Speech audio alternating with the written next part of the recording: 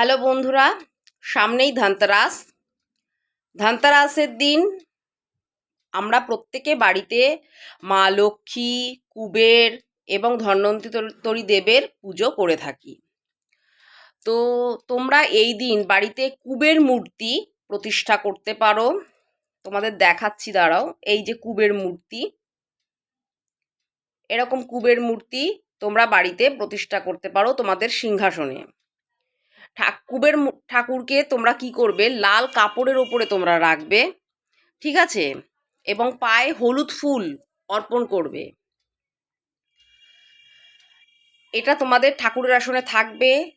তোমরা ধনতেরাস থেকে পুজো করবে এবং ভাইফোঁটা পর্যন্ত তোমাদের ঠাকুরের আসনে থাকবে।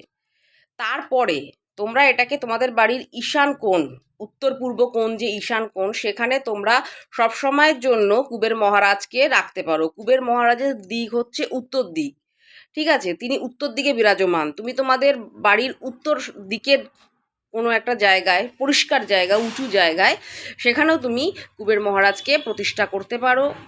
অথবা তোমার ঠাকুরের যে মন্দির, তোমার বাড়িতে যে মন্দির রয়েছে, ঠাকুরের আসন রয়েছে, সেখানেও তুমি প্রতিষ্ঠা করে রাখতে পারো, ঠিক আছে। এটা তোমরা প্রত্যেকে পারলে করলে তোমরা দেখবে খুব উপকার পাবে। কুবের মহারাজ হচ্ছে ধন সম্পত্তি সব তিনি দেখাশোনা করেন।